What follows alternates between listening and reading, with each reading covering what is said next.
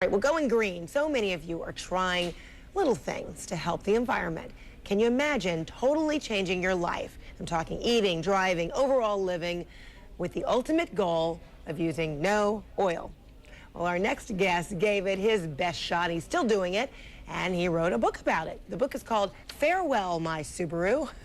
Doug Fine is the author, and he is with us now from Seattle as you are crisscrossing the country, trying to inform everybody about doing the lifestyle that you are carrying out. Good to see you, Doug. Thank you. It's my pleasure. Well, you really, are going out on a limb.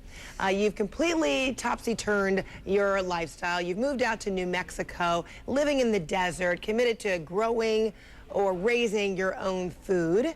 And your vehicle, I love what you call it, your ROAT, an acronym for ridiculously oversized American truck. You still have your truck, but it runs on oil from a nearby Chinese restaurant, right? Right, vegetable oil, that's right. All right, so why did you decide to do this before I get to how you're doing this? Well, I really wanted to see whether or not a regular American who enjoys his creature comforts could get oil out of his life because, as you mentioned, everybody's kind of thinking about going green, but many of us are busy, we have full-time jobs. Yeah, and you want to know, how do you do it? Yeah, and so I wanted to see, can a regular person do it? And so the answer is yes. Absolutely. I mean, anybody can do it. I hardly notice that almost all oil is out of my life. You mentioned the ROAT, the ridiculously oversized American truck. I'm on this carbon neutral book tour right now where I'm filling up with vegetable oil from restaurant fryers. I'm driving around and not stopping at the pump.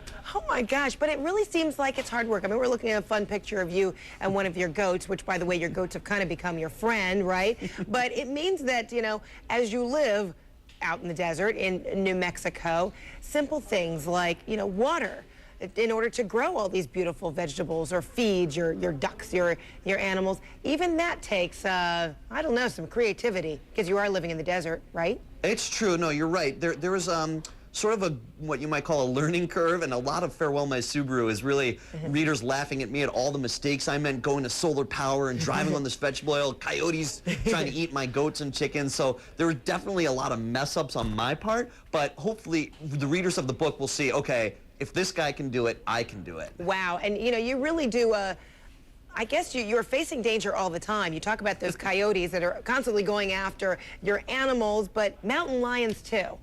Yeah, that's true. I mean, a lot of times I get asked the question of, well, what if I want to go green, but I can't live on a ranch in the middle of New Mexico? Right. In truth, almost everything that I attempted in the book, people can do anywhere. If you can get yourself a diesel vehicle, which is why I had to say farewell to the Subaru and get this giant truck, his diesel-powered vehicle, and it doesn't have to be a giant truck. I just got one because my roads are so bad on my ranch.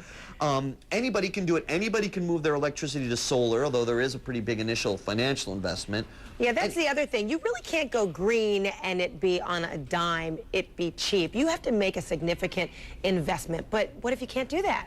Well, it does pay itself back. There is a large initial investment, but keep in mind, say solar panels for the average home, they'll pay back your initial investment after, say, 5 or 10 years, and they're warranted, the panels, usually for 30 years. So eventually, you're actually saving money, but yeah, you either have to kind of write it into your financing or be able to write an initial check and try to benefit from tax rebates and stuff. So you're in it for the long haul. This is it. This is the only way you want to live.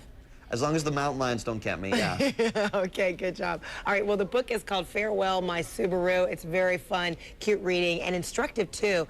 Doug Fine, thanks so much for sharing your story. Folks can hear you, are probably familiar with your voice from NPR, but now they can also kind of see you on the web, too, in your very cool little diary there. Thank you. What's the website?